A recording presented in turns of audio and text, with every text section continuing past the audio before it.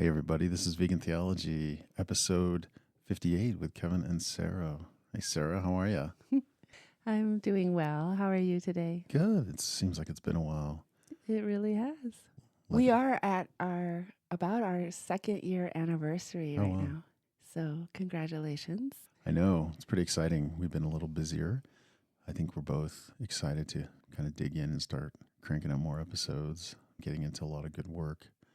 But yeah, we had the amazing pleasure of going to the Oxford Center for Animal Ethics Summer School. 2025 is, I guess, the 10th annual in Oxford, England, and it was it was pretty amazing, right? I think it's safe to say at this point it's been or will be the highlight of our year. So, yeah. Yes, it was very wonderful. I don't know if I was quite over the moon as you were. Oh. You were definitely a conference kind of guy. This was Okay. completely up your alley. And I mean, I'm not to minimize my experience at all. It really was amazing. And I would agree. It's a highlight for sure. Yeah. Well, and of course, right, the key thing is we got to meet Claire and Andrew Lindsay, Yeah. which I think was a massive highlight to meet both of them and just, get to know them a little better. I mean, the work they're doing is so amazing, and they just keep plowing through and I think getting results and Yeah. bringing in more people to do this work. And it was just a pleasure to be there. I think that a word that kept coming out was magical, and I feel like that's how it felt. It was this magical experience. So Yeah, I remember the long flight over, yeah.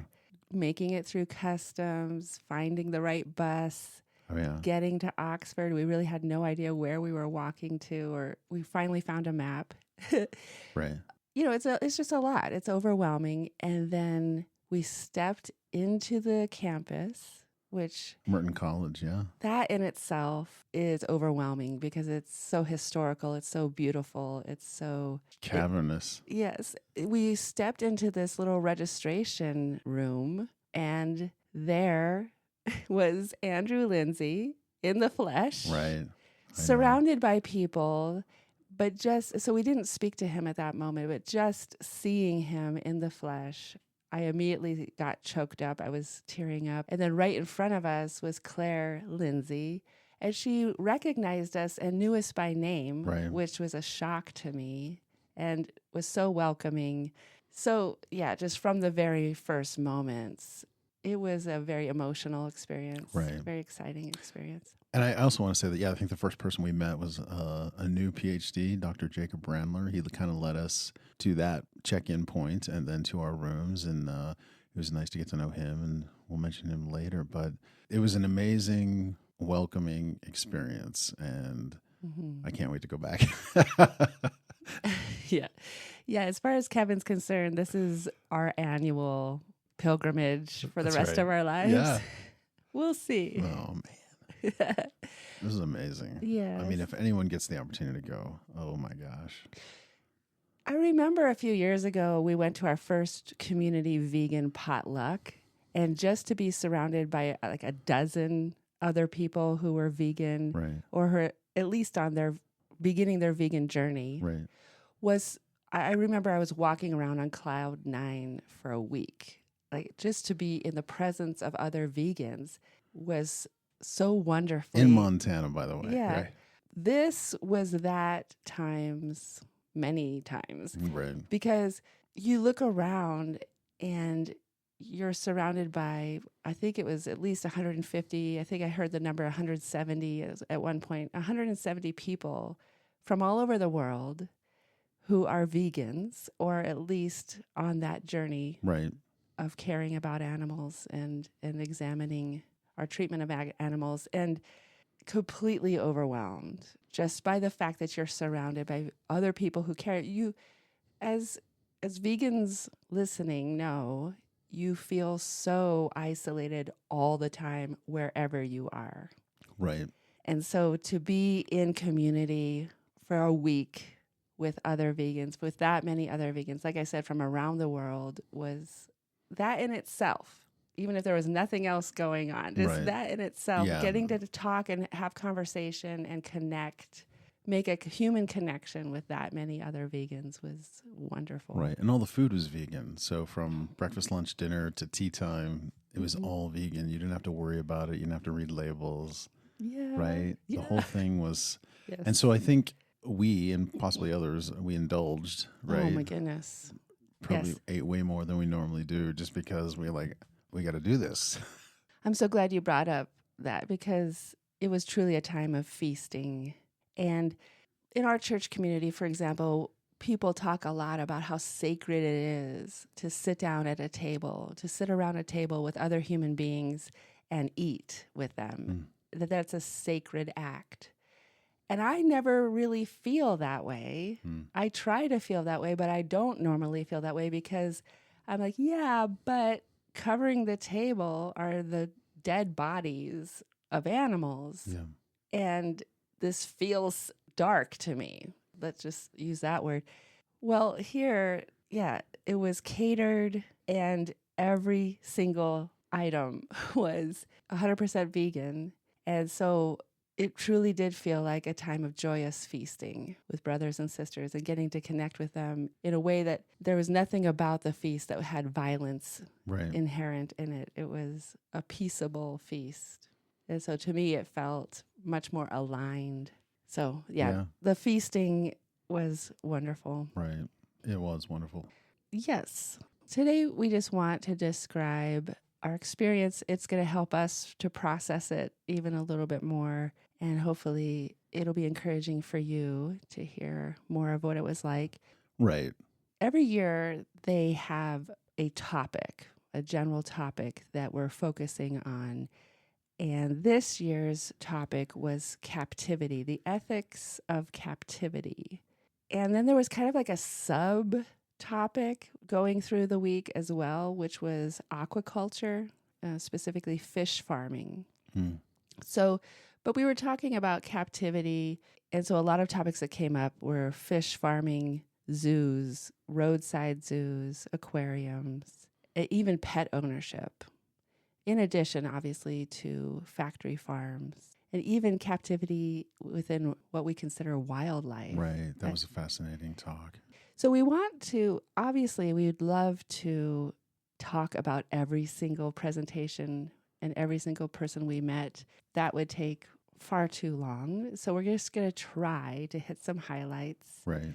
But again, before we dive in, the fact that there were Christians, there were Hindus, there were Buddhists, there were Muslims, and then there were lawyers, economists, city planners, there were philosophers, just people from all kinds of walks of life coming together, bringing their particular perspective to the ethics of captivity in animals. It was really wonderful. I was talking to my mom, trying to describe for her our experience, and somewhere in the conversation, she made a comment that you hear a lot when you're having these kinds of conversations with people, that humans have always been cruel to animals. They're always going to be cruel to animals. And I was like, okay, but when it's systematized into our theology and when its cruelty is systematized into our law and into our philosophies, like that's what we need to start changing. Right. If we could start having empathy systematized into our law and into our theology and into our philosophy, then things might start changing. I mean, of course, on this side of paradise, we're never going to get rid of things like murder, right? But we desystematize them. We take them so that they're no longer sanctioned by our laws and by our theologies. And so, yeah, it was really cool to have philosophers and lawyers and theologians coming together to talk about this. And like any conference, there was this awesome bookstore, right? All these amazing books. I bought more than... I still don't know how you fit them in your backpack, because we each just took a backpack. Well, it was a big backpack. Yeah. But I don't either. I was worried about it coming to England. Like, where am I going to put it? Because I know I'm going to buy books. And I even held back. I mean, there were more I wanted to buy. But yeah, there were so many amazing books. And I just want to say, like, one of the things that the Oxford Center is trying to do is they established a series with publisher Palgrave Macmillan. And I just want to read from this series. It's called the Palgrave Macmillan Animal Ethics Series. I just want to read from the preface of this. It says the new Palgrave Macmillan series on animal ethics is the result of a unique partnership between Palgrave Macmillan and the Ferrara Mora Oxford Center for Animal Ethics. The series is an integral part of the mission of the center to put animals on the intellectual agenda by facilitating academic research and publication. The series is also a natural complement to one of the center's other major projects, the Journal of Animal Ethics. You might want to look that up. Google that. If you go to their website, www.oxfordanimaleethics.com, I think you can see the the Journal for Animal Ethics. It's worth subscribing. I think it's roughly like $55 a year. You get a print and a online version. But I think this particular series, you could probably look online and check it out. I just want to read this little bit here. It says, this series is needed for 3 reasons. 1, to provide the text that will service the new university courses on animals. 2, to support the increasing number of students studying and academics researching in animal-related fields. And 3, because there is currently no book series that is a focus of multidisciplinary research in the field. And I think it's so amazing because all these books are coming out. Like one of the ones I bought was called Animal Ethics and the Nonconformist Conscience by Philip J. Sampson. And it's fascinating reading. I mean, he just gets into so many things, the language we use. And that was something that came up in the conference as well. But there was just to point out, there was a book in this series on ancient Near East, which is something we talk about a lot in this podcast. And we can talk more about some of the books, but anyway, I was enamored with the whole thing, and I just love the idea of this series. So, Yeah, we met Philip J. Sampson in line for lunch one day, and as soon as he said the phrase nonconformist conscience, I was like, oh, I like that phrase. right. The nonconformist conscience. And his wife was one of the presenters that we attended as well. Right. And I think also one of the books we ran into there, which I picked up, it was called, I just want to point this out if anyone's interested. It's called Animal History, History as If Animals Mattered. And it's edited by Andrew Lindsay and Claire Lindsay. It's articles taken from the Journal of Animal Ethics. And for instance, Jacob Brandler has an article in there. Many people from the conference have written in the Journal for Animal Ethics. And it was just fascinating to meet these people and to see the work they're doing and talk to them about their work. It was just so wonderful. Anyway. So there were roughly 75 presentations given. Began Monday evening, and then there were presentations running all day, Tuesday, Wednesday, Thursday. And most of those presentations were held in tandem with another presentation. So for every block of time, right. you had to make this difficult decision. I know. You had a choice to make between 2 really interesting sounding presentations. And right. so sometimes we split up and went to different presentations. Sometimes we were both like, oh no, we both want to go to this one. Right. Sadly, some of them that we really wanted to attend, we completely missed because of, jet lag is a real thing. I know. I think, it hit sometime Tuesday, Wednesday morning. Yeah. I think we slept in a little bit, but we went to as many as we possibly could. And like I said, we just want to talk through some of them at least. Right.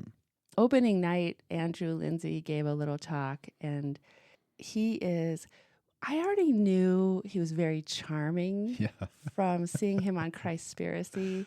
He had like this little twinkle, this little mischievous twinkle in his eye. Right. But being in his presence, he is hilarious. He is hilarious. He is hilarious. And he can talk to anybody.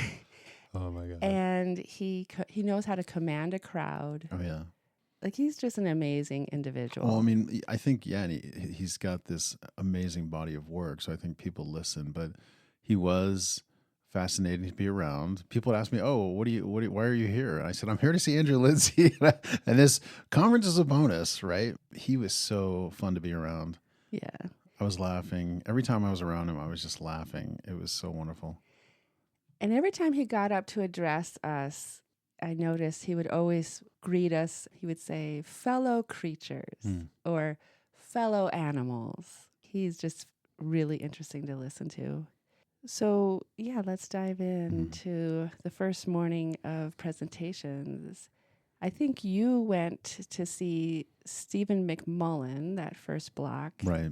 Yeah, he's a professor of economics at Hope College, which is a Christian liberal arts college in Holland, Michigan.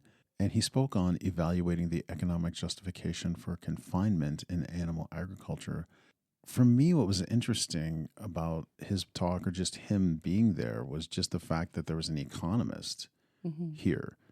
And he's vegan, and he's at a Christian liberal arts school, and he's a minority in that sense. But the fact that, because I think when it comes to animal ethics, or any kind of ethics, right away you think philosophy, and then I think you think lawyering, right? Legal. And to see an economist there was encouraging. And again, we'll talk later about a city planner. Yeah, and the fact that he's a good Midwestern Christian liberal arts I know. man was just interesting. And we got to talk with him at meals a little bit and hear his story of how he became a vegan. And it was actually, he was one, and he's maybe one of the first people I've ever met who said, oh, because when I asked him, how did you become vegan? He said, initially, it really was theological. Yeah. A theological That's right. friend presented veganism through the lens of theology, and it resonated for him. So that was very encouraging to me. Part of what he brought up through in his talk is that when you adjust the cost of animal products for inflation over time, the real cost is actually lower now than it's ever been. So the cost of animal products is actually decreasing, which that's a very interesting economic observation that our system is set up to be doing that. While you actually attended that, I went to hear Julia Malarby, who is head of global policy at the Aquatic Life Institute. And her talk was titled The Ethical Imperative for a Preemptive Ban on Octopus Farming. And one of the takeaways for me from that talk is just to remember that octopuses are carnivorous. So that means they need to be eating other animals. They need to be eating fish. So for every 1 kilogram of octopus meat that is harvested from these farms, there needs to be the input of 3 kilograms of other fish. So what this means is that farming octopuses is creating more overfishing. Also, I learned that the states of Washington and California have both banned octopus farming, which is very encouraging. With octopuses, because of their extreme intelligence, high welfare farming is scientifically impossible. And the point was made that we have this opportunity right now to stop octopus farming before it really becomes entrenched. Before it really takes off, before it really starts. And so that's why it's seen as this very important moment in time to get in there and stop octopus farming. Unlike factory farming of cows and pigs, etc., that is so entrenched in everybody's economic systems, we can get in and stop this before it really takes off. And another thing that came up throughout this week with fish farming and other things that we will mention, octopuses are wild animals. Unlike the factory farmed animals that we normally think of, that we eat a lot of, that have been domesticated over thousands and thousands of years for farming, octopuses and fish, they are completely wild. They haven't been domesticated at all. So to trap them in cages and tanks and tubs and things like that is very cruel. You went to hear Vanessa Shakib. Right. And it was fascinating because we saw her Monday night. She introduced herself. I recognized her, but I just didn't know from where. And if anyone is familiar with the organization Advancing Law for Animals, she is the co-founder and co-director. And I know we follow her on social media, and it's weird. I kept going, I know who that is, but I just wasn't sure. And then as soon as her presentation started and they introduced her and I heard her name, I was like, oh, that's Cedar the Goat's lawyer. And so we had an opportunity to talk to her about everything she's doing. And it was just... Some of our listeners don't know who Cedar the don't? Goat is. So okay, let's just give a little description. So basically, in a nutshell, she is the lawyer for a little girl in California who was in 4-H. And when it came time to auction off her goat for slaughter, the little girl couldn't do it. And her mother said, okay, let's take him and let's leave. So they took him and they left, and they never allowed him to be surrendered for slaughter. But for 4-H, I think the way you do it is when you sign some sort of contract, you agree to raise this animal and hand it over or sell it. So Right. so the 4-H organization was trying to hold the girl into some sort of contract. So the fair officials and then the county sheriff's department were infuriated and actually spent a ton of resources finding this goat, because they had taken the goat to a sanctuary, and the sheriff's department found the goat, took the goat, slaughtered the goat. And so, yeah. And didn't they make a spectacle of it? Yes. Yeah, they like barbecued the goat or something. Mm-hmm. Yeah. So Vanessa Shakib is that little girl's lawyer. And so, yeah, we got to talk to her about that. And it's still ongoing. Right. But it just makes you think, like, the organization, they spent way more money than necessary to make a point. Yep. Yeah, so her talk was called Impact Litigation as a Vehicle for Change. And she brought forth 2 current cases that she's working on and how they are fighting, using this vehicle of litigation as a way to change the situation for animals. Yeah, if you want to hear more about the case of Cedar the goat, there's a podcast episode on the Animal Law podcast with Marianne Sullivan, where Vanessa is interviewed about that. It's one of those moments where you're like, oh my gosh, I've listened to you on a podcast. We follow you on social media, and now we're talking face to face. It was really neat. See, you also went to a talk by Tom Lininger. Yeah, Tom Lininger. This is great. He's a professor of law at Oregon Law, and his topic was fascinating in the sense it was called the ethical case against quote unquote virtual captivity for wildlife.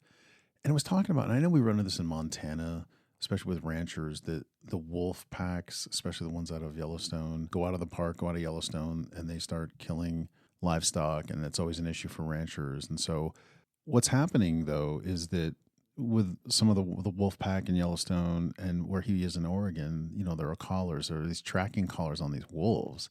And so people can follow these. And I think in the state of Oregon, I believe it's public information. You can go and watch these wolves and you can see where they are. And so ranchers may or may not be using these tracking devices to find out where these wolves are, problem wolves, and then killing them. And it was just fascinating to think about, like, yeah, we think of these wolves as wildlife, but in fact, they're still in captivity because they're being tracked and they're being monitored, and we put these human devices around their necks. Right. He used the phrase surveillance as a means of dominating nature. Should wild animals have a right to privacy? And he mentioned the 10,000 wild animals, these wolves who are in virtual captivity. At first, when I heard that title for his presentation, I couldn't understand what he was talking about. But so this was very educational. I know I kept trying to track him down the rest of the conference. I had a question for him, and I never got to him. Did you mention that those collars even can shock the wolves? Oh, right, yeah. So if they are crossing out of where they're quote unquote supposed to be, some boundary, they will get shocked. Right. But I love the question, do wild animals have a right to privacy? I mean, that's such an important question. There was so much, and I think that this just reminds me of all these presentations. They were roughly about 30 minutes long, but they were about 20 minutes, and then there was like a little time for question and answer. And I think with every one of these topics, there was just not enough time to go real deep. Right. And I think it's one of these things where it just introduced you to an idea. And if you want to follow up, then you could follow up with a person and go deeper. Yeah. Reading from his abstract here, he adds, in some cases, wildlife managers rely on the collars to find and slaughter animals who roam too far. In effect, the collars create a virtual cage.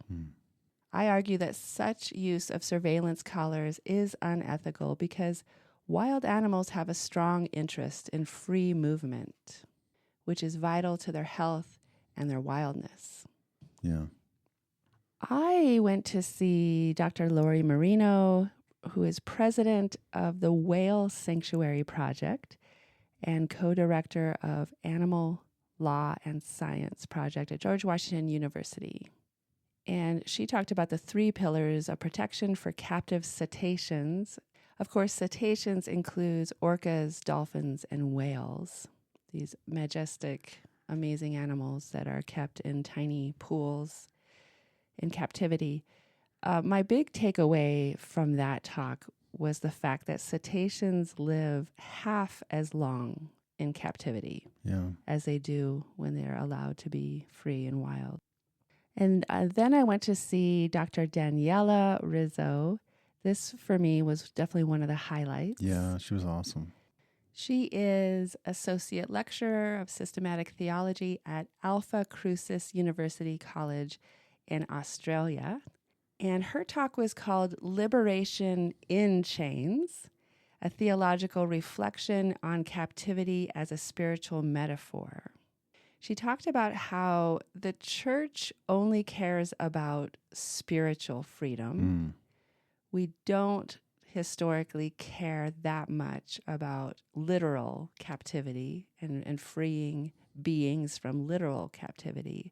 It's a spiritual metaphor of captivity.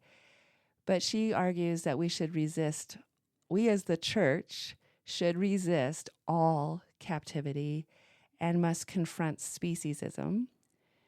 And she talked a lot about how the theology of the church has been entangled with and has embedded with the structures of power.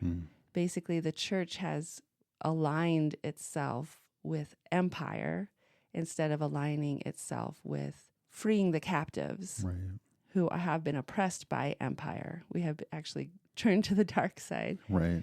And this idea of spiritualizing captivity, she talks about the songs we sing in church. You broke my chains are gone. Right.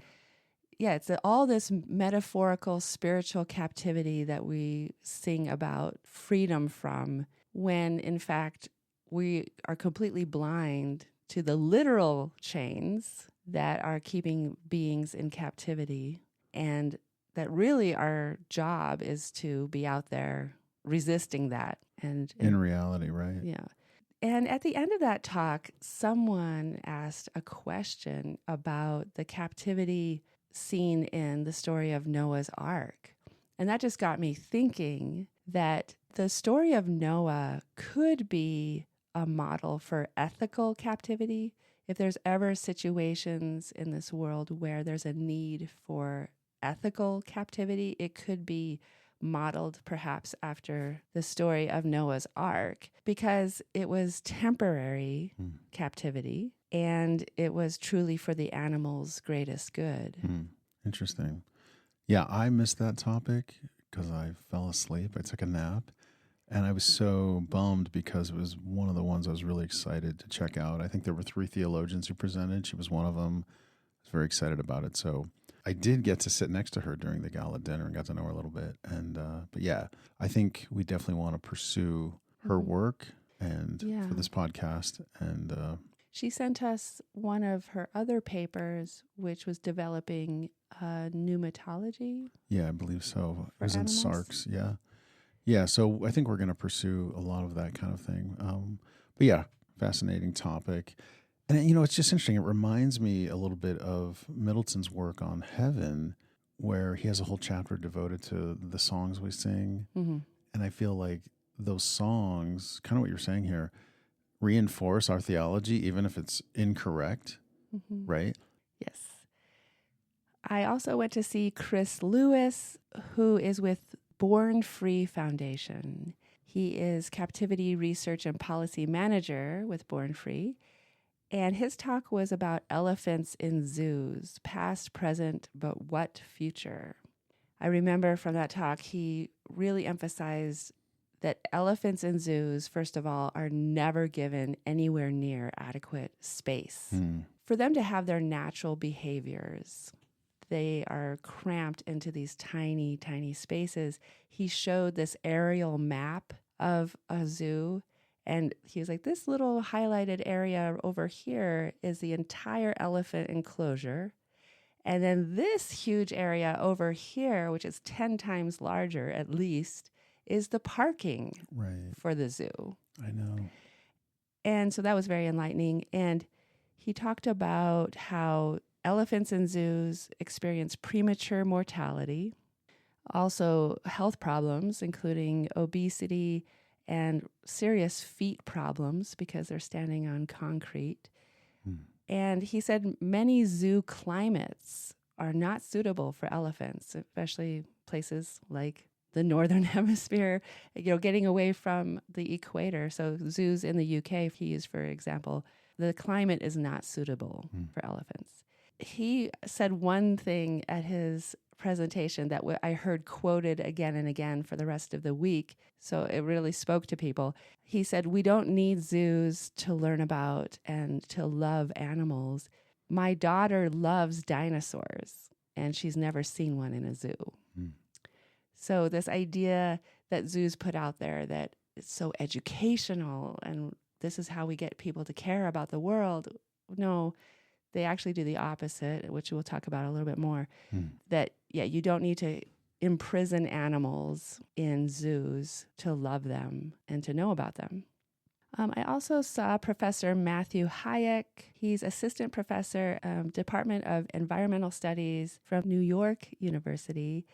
He spoke on Beyond the Cage, ecological impacts of animal captivity in aquaculture. And two things I took away from that talk is just how fish farms are disease traps, which we've heard before, but he really drew it out in a way that, they're just disgusting disease traps. And he also talked about the quote unquote upstream harms just through feed requirements alone.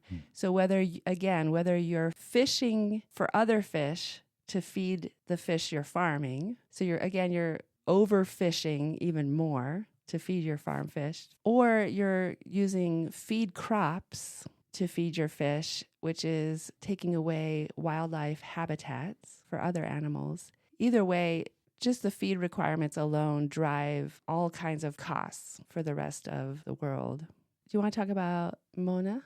So, interesting topic by Mona Zeller. She's a librarian and book conservator from some, I don't know if it's Swiss or German place. It wasn't not in English. I apologize. Anyway, she spoke on animal modifications to captive conditions. And if we really think about this, even if you think about just what we're talking about zoos, all the things we have to do to animals to make them... All the things we have to do to animals to make them more suitable for captivity, really. Yeah, I was just going to say to make it more livable for them. That's not the case. Like, it's really... You think about, or just even if we're to talk about animal agriculture, all the things we do to livestock, right? Cows' tails, like on a dairy farm, their tails get docked. We think about debeaking, dehorning, all the things we do to pigs. We cut off their tails so they don't get... Turkeys, we cut off their toes. Yeah. Yeah. Like all the things. I mean, that's just a small portion of this, but it's just all the things we do to these animals to make them more commodified, really. It's really not for their benefit at all. It's for our capitalist regime. Yeah, it's to make it easier for us to keep them captive and not at all meeting their needs. And it was just an interesting thing to think about. This word ethology, we're going to get to it with another person. It's a word that was getting thrown out. I guess we could just talk about it right now. After that, we saw a talk by Dr. Cosetta Veronese. I hope I'm saying her name correctly. She's from Italy. She's the director of International Society of Zoanthropology. And zoanthropology is a study of how animals have helped to form culture, which is an interesting idea to think about. But I heard a word during her presentation called ethology. And as it was being described, and it's the science of animal behavior and letting each species live with their specific needs met. And if you think about that, we've talked about things like that on this podcast, like letting a cow be a cow, letting a lion be a lion, letting these animals be who they are as good stewards. And come to find out, there is a anthropological word for this. It's ethology. Mm. And, it comes from a Greek root for ethos. It's weird that, and I know our focus is really theology, and this is one of the benefits of going to a conference on animal ethics and engaging with ethicists. But this word, I think, is going to be a big deal in our thinking. And I think we're probably going to be using it on this podcast more and talking about it. But I just credit Dr. Cosetta Veronice with introducing me to the word ethology. And then once I heard it and once I understood it, I kept hearing it. Mm-hmm. Right? Right. And I mean, the talk right after hers, I went to, a guy mentioned ethological concerns. Yeah. So her talk was emotional prisoners, pets. Right. Oh, that was a hot topic, right? Yeah. She talks about how basically, in pre-industrial times, we had pets, but they had jobs and they were known for who they were more. More and more pets have just become accessories and status symbols and toys and ways for us to find comfort. And there was another talk that we're going to get to in a second that was along these same lines of pet ownership and how oftentimes is a very selfish relationship where you're here to meet my needs Right. and to be cute. So yeah, she talks about how we have engineered breeds who are destined to suffer, including French bulldogs, and the list goes on. She says a post-anthropocentric ethic means learning to recognize the needs of others, understanding their phylogenetic motivations, and appreciating the intrinsic value of their lives independently of human interests. So yeah, she talked about how pets have become like this absent referent. We don't see them as them. We see them as how they relate to us. And they're not allowed oftentimes to freely express their natural behaviors. Right. Some dogs really need to run. Some dogs were bred to dig. So, Right. we all know this. The list goes on. And so oftentimes in a pet situation, they're expected to not perform those natural behaviors that they were bred to have. Right. Yeah, and I just one other comment about ethology, because I think it's such an important word. It's been around since 1926. The essence of it for me, and I think what I got out of it was really taking into consideration things from the animal's perspective. Because a lot of times on this podcast, we talk about how anthropocentric our theology is and just our day-to-day normalized Western culture. It's very anthropocentric. And once you start to understand what this word ethology means, you really have to start considering things from the animal's perspective. And I think it's just a brilliant idea. And part of me feels like, man, why haven't I heard of it before? Anyway. Tuesday night, there was a panel discussion on aquaculture. The title was The Next Moral Frontier. This panel featured Max Elder, Professor Kathy Hessler, Julia Malerby, Antoine Tiffine, and Amy P. Wilson. They talked about how aquaculture is the fastest growing industry in the food system. And again, they were talking about how we need to change it before it is entrenched on a massive scale. But even now, without it being entrenched on a massive scale, there are trillions of beings every year in captivity and killed in fish farming. Two of these individuals on this panel, including Amy P. Wilson and I think maybe Kathy Hessler, mentioned that they're responsible for creating World Aquatic Animal Day on April 3rd. And I'll definitely be highlighting that on the Vegans Almanac on April 3rd. And again, they talked about how farmed fish have never been domesticated. They're wild. They talked about how fish have senses that we don't have and that we know next to nothing about the ethological needs of these fish species. We just put them in these fish farms without really knowing about their particular behaviors and needs and hope for the best. they also mentioned that fifth generation farmed octopuses have become different animals. This idea that we are molding the world to satisfy our needs. They talked about sentience, that, there's still this widespread misconception out there that fish don't feel, Right. but it has been proven over and over again that they do have a capacity to feel physical and emotional pain. Another concept that came up repeatedly over the week, I finally wrote it down in my notes during this panel discussion, is that law follows public opinion. So the way things change in this world isn't necessarily that somebody high up makes a law. First, the way things need to change is that public opinion drives the need for new laws. So that's the primary focus in a way. We have to get more and more people to understand and to care, and then they will demand laws to protect those who need protection. Which I think brings value to the work of what we're doing and what other people are doing. You could even argue on social media, it's the cultural battle. Yeah. I think we both went to see Dr. Nama Harel, who is co-chair at the Seminar on Human Animal Studies from Columbia University. And her talk was Against Captivity, Animals Speak Out in Modern Jewish Fiction. This idea is particularly interesting to me. I really want to lean in to the idea of doing animal activism through the arts, through fiction, through poetry, through visual art, through music. How can we inspire people through the arts? And so this idea, and she was one of two presenters that we went to that were talking specifically about animals in fiction. But during her talk, I learned about two short stories that I am very excited to read. The first one was titled The Pair, P-A-I-R, The Pair, by Sholem Aleichem. And in this story, the reader doesn't realize that the two protagonists throughout the story, you don't realize until the very end that they're actually animals. And so the intention behind the writing is to help people empathize with animals. And then she mentioned Kafka's story, A Report to an Academy.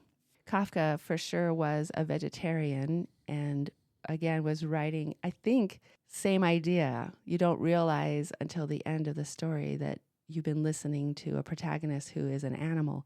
So she talks about how because animals aren't given the gift of speech or don't have the gift of speech, we've been able to invisibilize their plight. And so through fiction, we can give them the gift of speech and listen to how they feel. Of course, she talks about how most readers, when they read these stories, just see the animals' suffering as metaphorical for human suffering. And so even when artists highlight the animal's perspective, the viewer can just see it as a metaphor for human experience. So that's one difficulty, I guess, with art that needs to be addressed. But yeah, I'm really excited to read those two short stories. Oh, and then I think we both went to the next one too, given by Anna Karamuru Pessoa Aubert. She is a doctoral candidate, and her talk was entitled Entrapped Subjectivities. Oh, this word. Phenomenological considerations on the violation of animals' interests in zoos, circuses, and aquariums. Yes. Her talk was one of those that was so fascinating and so dense that I almost didn't even take notes because I was just blown away by her presentation. Of course, then you walk away and go, I know it was good, but I don't remember everything she said. I know. I do remember really coming away with this idea that I wrote down the colonial illusion of an encounter with nature is what zoos seek to give you. They want you to believe that you're seeing this wild animal behaving as this wild animal would if they were allowed to be free. Right. But really, it's an illusion because nothing about this situation is natural and the animal is not behaving as they naturally would Right. because they are trapped in this barren, tiny space. Yeah. Let's see what else I wrote down. But she talked a lot about interspecies empathy.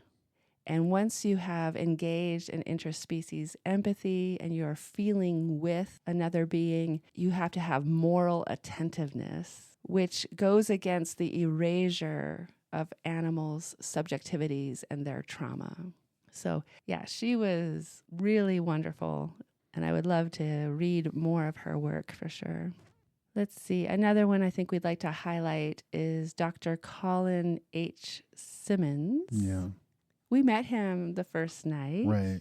And then we got to go to his presentation. He's assistant lecturer from the University of Alberta, and he spoke on care, captivity, and compromise in Buddhist animal sanctuaries.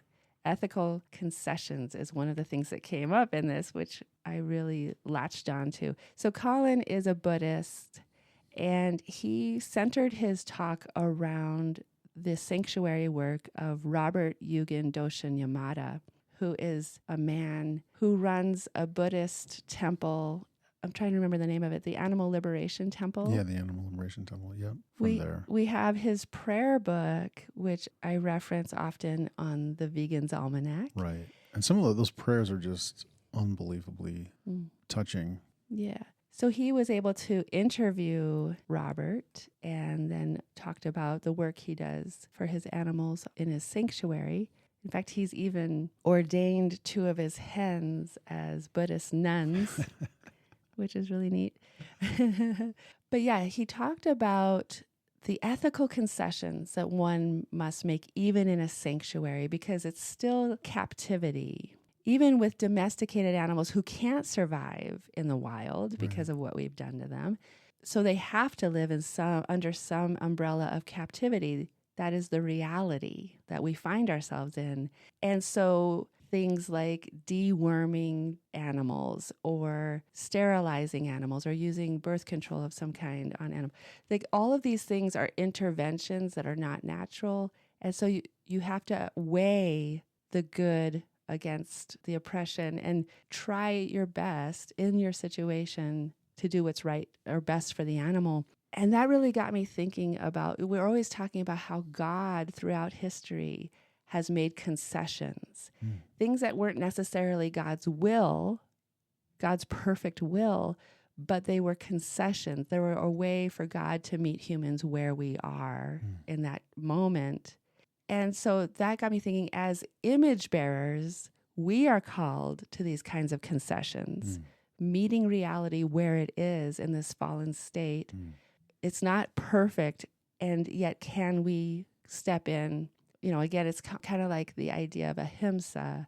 Can we do the least amount of violence in our decision making? So compromises came up in that conversation, which I really got me thinking, okay, moving on. I knew this was going to happen. Right. We knew this was going to happen. We're looking at the time and we realize we need to pick up the pace. So there's a few more we want to highlight, but we're going to try to say less about each It's one. hard, though. These are all awesome. Yes. So I'm just going to say Professor Letitia Albuquerque, professor of law from the Federal University of Santa Catarina in Brazil, was talking about confinement in live animal exports, a Brazilian case study. Actually, the one takeaway I want to mention from that talk was a very encouraging piece of news that Australia is phasing out live animal exports by 2028. Wow. And that's all through the work of animal activists, obviously. Taylor Waters from Farm Animal Advocacy staff, she's a staff attorney there, and she's at Vermont Law Graduate School. Her talk was From Cute to Captive, the Role of Infantilization in Controlling Animal Lives. So this was the second one I went to, speaking specifically about captivity in the world of pets.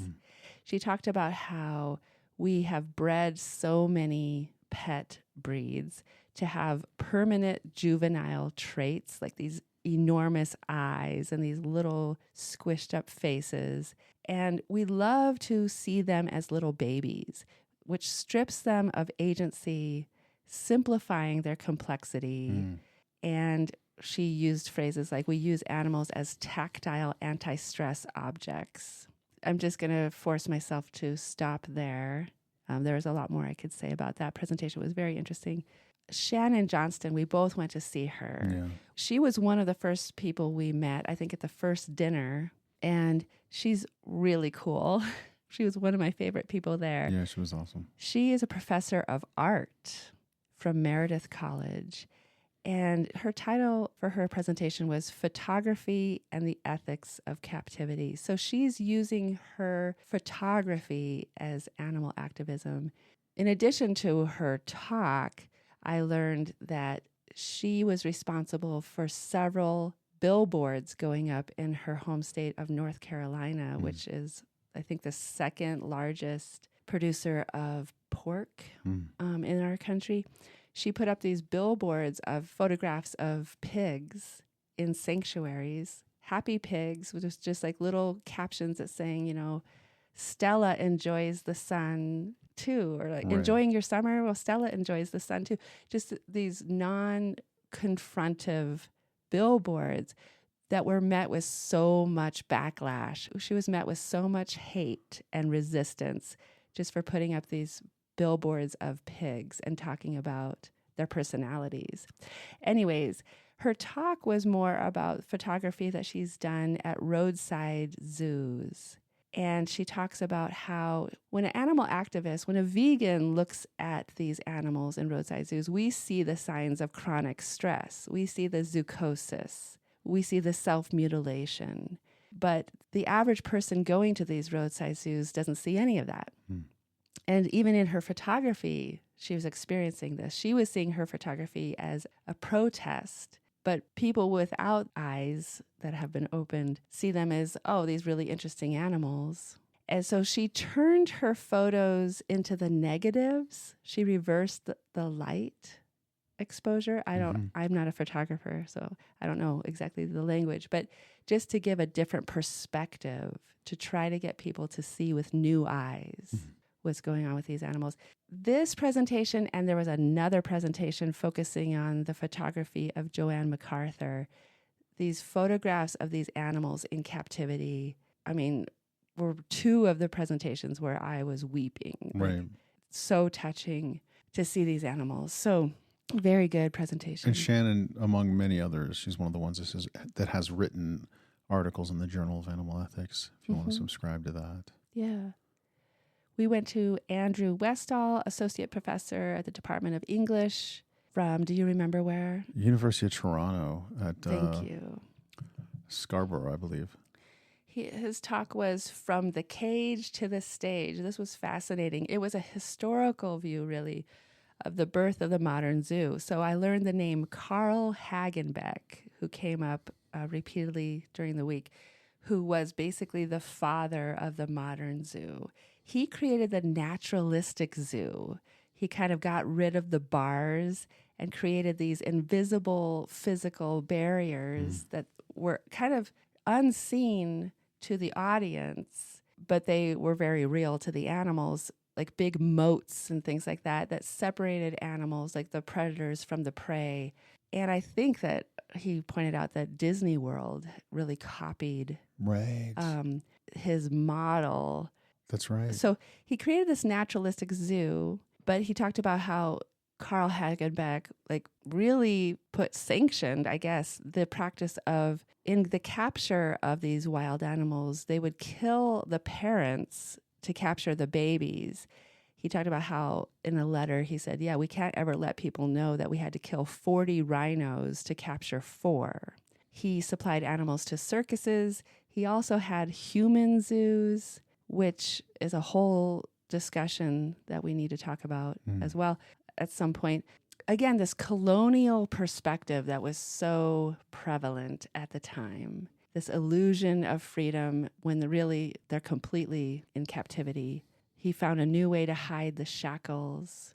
The captive was the actor playing a role for the consumer. Yeah, and then next I went to talk by Michael Gilmore. He's an associate professor of English literature and New Testament from Providence University in Manitoba. He spoke on Not a Hoof Left Behind, the Exodus narratives, and St. Paul's vision of animal liberation. This was an interesting topic, Yeah.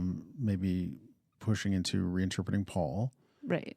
And he's also someone who's written in the Paul Grave Macmillan Animal Ethics series. He's got a book called Creative Compassion, Literature and Animal Welfare. And then I just want to mention one of his other books that's worth reading. You can look him up. But he's got one called Eden's Other Residents, the Bible and Animals. And so these are people that I think what's going to happen is we're going to end up talking about a lot of these people's works on this podcast. Yeah. It was just, again, he was another theologian, one of the other theological presentations that showed up. We got to chat with him a little bit. Very interesting guy. Yeah. Fascinating in Yeah. so many ways. I liked how he was saying that if we could re-look at what Paul actually says, that it would lead us as Christians to having more of an all-inclusive understanding of liberation. So that made me think, maybe I need to re-look at Paul. So Yeah, you have a bias against Paul, right? Mm-hmm. Yeah. Yeah. Admittedly. Let's talk about the next Okay, one. moving on. Moving on. Yeah, Pooja Kumar, another person we met early on in the week, and then we went to her presentation. She is actually a registered professional planner, city planner. She's out of Toronto, Canada. Her talk was, "What if planners cared about animals in captivity? Raising the bar for ethical planning practice." Right. She was talking about how professional planners have to take like a vow of ethics even Right. to become professional city planners, because they have to promise to think long-term impact of how the city is planned. Yeah. And so, wow, I loved her topic. I know. And again, just like The Economist, it was nice to see someone outside of the norm profession of ethicist, philosopher, lawyer. Mm-hmm. But here was like a city planner saying, hey, we need to consider animal impacts when we're building cities and planning cities and neighborhoods and things like that. So, yeah. Yeah. Okay, I'm going to really quickly go over the next two I have in my notes. Dr. Miriam Sampson, who's an independent scholar from Portsmouth, UK. Her talk was Girls Own Pets, exploring the checkered history of women and caged birds. It really was a fascinating talk. It was a historical look at the captivity of women, coinciding with the captivity of caged birds, and then tracing that through, the rise of feminism and the decrease in popularity of holding caged birds for women as well. So she did a beautiful job. And the next one, Samantha Hearn, Associate Professor of Anthropology out of Exeter.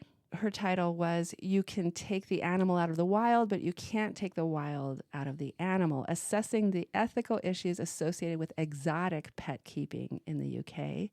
Again, it was like a little light bulb went on for me that unlike cats and dogs who have been domesticated for thousands of years to cohabitate with humans, when people take reptiles and amphibians and try to make them pets, it's a completely different thing. These are wild animals, and oftentimes the owners don't know the first thing about how to properly care for them, what they need. And so it was very eye-opening that pet ownership is an ethical issue in itself, but that especially when you're dealing with wild animals and you're trying to make them pets. I think it's worth mentioning, too, I went to a talk by Gabriel Tulin. He's an independent scholar and lawyer, or in Ireland, a solicitor. And his topic was interesting. It was language as a weapon and a tool to conceal the captivity and fate of farmed animals. And I think we're familiar with that in the United States. And he was talking about how Irish animal agriculture is using misleading language. Yeah, he focused. We were trying to go faster, but here we are. I'm sorry. I love this topic, especially because I'm reading Philip Sampson's book and he's talking about language. Yeah, and language I think that's is important. so important. I agree. And he focused in on the word that is used in Irish animal agriculture, the word enrichment. They give domesticated, factory farmed animals like a rubber ball or something and call it enrichment. Right. this made him so passionately angry. Right. And so he said, we have to stop calling it enrichment. It's impoverishment. Right. This is not enriching anybody's existence. So, yes. All right. One of the final topics was by a theologian. His name is Dr. Marcello Newell. He's an independent scholar. He spoke on Released from the Fowler's Snare, a Christian theology of hope for animal captivity. And I just was sitting there listening to this, and I was like, so he was blowing my mind. He was speaking vegan theology is what he was doing. And I've subsequently reached out to him and got his PhD thesis, which we are definitely going to cover on this podcast for sure, among other people's works. But he was speaking our language, right? It was... Yeah. Yeah, he was talking a lot about Moltmann, who, no big surprise, I don't think, to anybody. I'm not necessarily super well read on Moltmann. I think you are more than I am. But yes, Moltmann, I think, is his maybe theological teacher. And yeah, this theology of hope. He talked about solidarity with the entire creation, solidarity with whole creation. I liked how he talked about how faith contradicts the world and rebels against the world. This is an activist faith. Yes. Like, we can't put up with the way the world is. Right. That we need to actively approximate the kingdom in the present. Hell yeah. Yeah, that's what we've been... This was, I mean, I was like... Yeah. I was grinning from ear to ear. This was intense. It was awesome. But yeah, we're not just waiting for the kingdom. We are doing everything we can minute by minute to approximate the kingdom. Right. And so if our faith is a faith of life and not of death, of freedom and not of captivity, of empathy and not apathy, then let's approximate that now with all of creation. And with this sense of Moltmann, there's a sense of eschatology, looking into the future. We know what the future ethic will be. We know what the kingdom ethic will be. We grab those values and we pull them back into our present, and we start living it now. And by the way, all of this, all of Moltmann and Marcello's theology is based on the resurrection of Christ. It's because of the resurrection of Christ that we know that all creation will be liberated. Yeah. So with that in mind, we have this hope, and we are called to protest anything that's against liberation. It came up in his talk that despair is a luxury, but hope... I know. Wasn't that amazing? I'm sorry. This was so amazing. Sorry to interrupt. It came up in this talk that despair is a luxury, but hope is a discipline. I feel like that just needs to be written on our mirror or something. Yeah. To see every day. Despair is a luxury. Hope is a discipline. And so it's really a call to action in the present. Yeah, it was very much. If you wanted to build an activist theology, I think you need to read his work. His PhD thesis, by the way, it's called Repairing the World, Tikkun Ulam, and Jürgen Moltmann's Theology of Hope. It's from the University of Leeds, published in May 2024.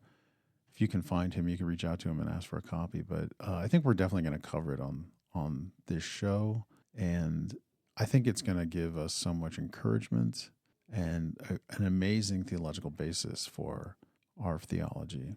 Our vegan theology. Powerful stuff, right? Yeah. Yes. So that was a few of the highlights for us. Interestingly, as we were preparing for this trip, of course, I knew that there were going to be hours spent in airports and hours spent on airplanes. And so I knew this was a golden opportunity with very few distractions to read a book. And so, of course, it's always hard to choose which book you're going to take. And I ended up landing on taking with me a book that many of you may be familiar with, The Body Keeps the Score. So not a vegan theology book, but a book that I've wanted to read for years and have heard other people talk about for years. And The Body Keeps the Score by Bessel van der Kolk, MD. So you would think that that book would have nothing to do, would have no overlap with this conference and what we were learning at this conference. But that was not the case at all. And that's why I'm bringing it up. Bessel focuses a lot, and by the way, it's a very dense book. Even after really dedicating a lot of time to it, I'm still only like 150 pages in. So I'm only maybe not even halfway through. But he focuses a lot on the fact that when someone is being traumatized, if they at the same time are being restrained or are captive to the trauma, that combination of events is one of the most damaging combinations that is possible for a person, for someone's psyche, for their bodies. That is the most traumatic thing you can inflict on someone. Normally, when someone is being traumatized, when someone's under threat, the body, the brain is screaming for them to flee or to fight back, to defend themselves or to get out of there. When they're being restrained and they can't do that, when those instincts are frustrated, it does so much damage to their nervous systems, to their brains, and that never ends. So through animal tests and through human in clinical situations, it's been studied that that combination of trauma while you're in captivity is the worst thing that can happen to any being. And so the fact that I was learning about this at the same time we were talking about animals in captivity and animals being traumatized while they cannot fight back and they cannot get out was so interesting for me. And it really got me thinking, like, how do animals process trauma? Like, we know that humans who have been in these situations take a lifetime to heal. Yeah. Like, how do animals heal after they've experienced abuse in captivity? So it was just a really interesting, like that book, and then what we were hearing at the conference was just having this big conversation in my head the whole time. So as we start to bring this to a close, I think we wanted to discuss just some of the personal connections we made while we were there. And I would love to talk a little bit about a conversation we had at the gala dinner, which was amazing and luxurious and opulent and beautiful. But yeah, I was sitting across from Catherine and Daniela Rizzo, who was the theologian we mentioned earlier. But Catherine is someone we met the very first evening. She's an amazing person. She is a filmmaker out of LA, and she's currently working on a documentary about an architect named Mies van der Rohe. And I learned that she's a brand new Christian and a vegan, and also that she feels very called by God to study, like on a postgraduate level. She wants to devote her life basically to the work for animals.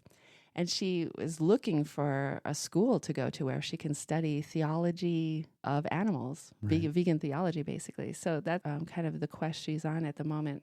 And during the course of conversation that night at the gala, she was sharing a little bit of her testimony.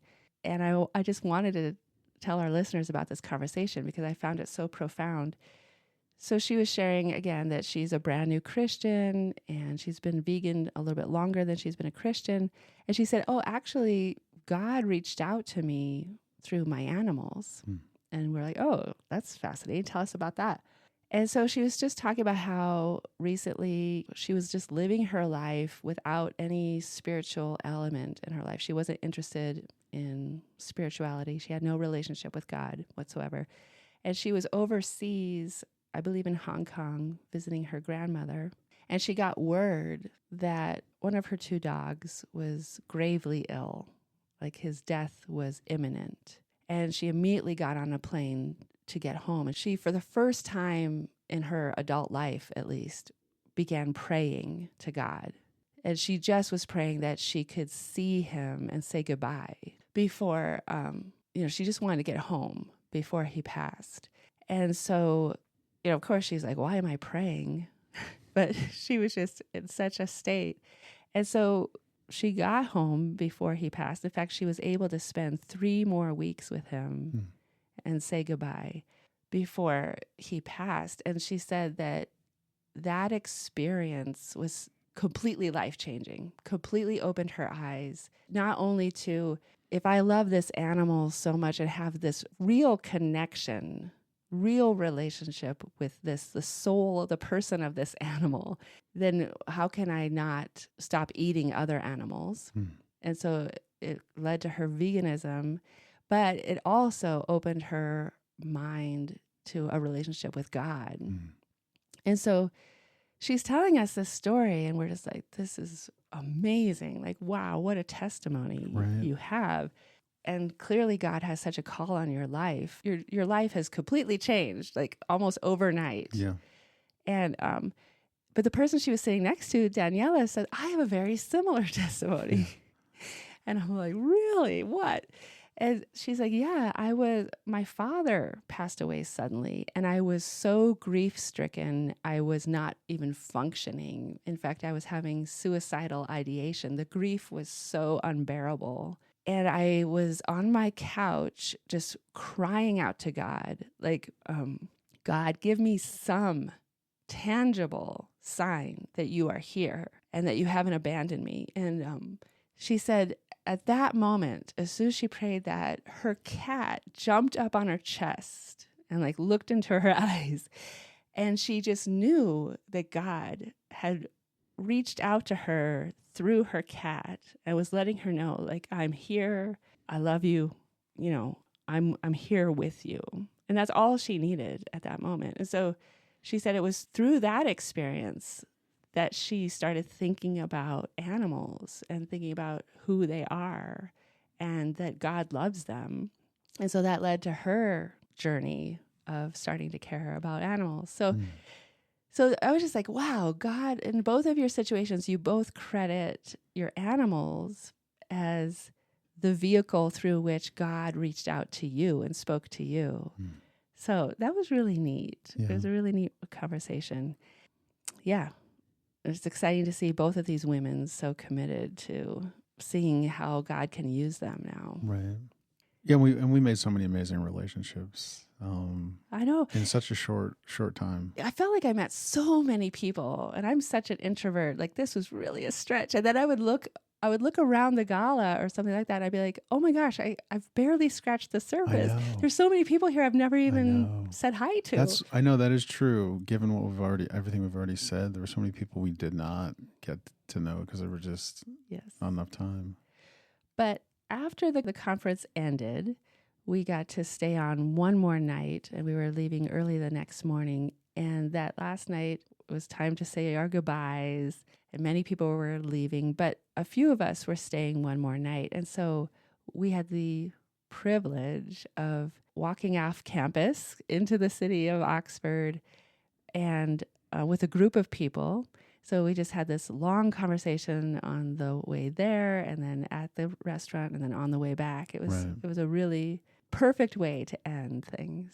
And just even in that, we were sitting around the table and I was like, okay, there's like 3 people here from Ireland. There's a French person here. There's a couple German people here. There's Austrian, yeah. There was Anya from the Netherlands. I have to talk about Anya for a second. Anya, we met near the end of the conference. She's married to the pastor of an online church in the Netherlands called the Vegan Church. Yeah. And Anya was just the most warm, friendly person I feel like I've ever met. She was just this beautiful, beautiful person. But yeah, we were just sitting there around the table with this international group of vegans. Right. It was just a very... and I think that's what struck me because we were there with Gabriel, Roman, Ryan, Anya, a few other people. And yeah, I felt like they were really living amazing lives.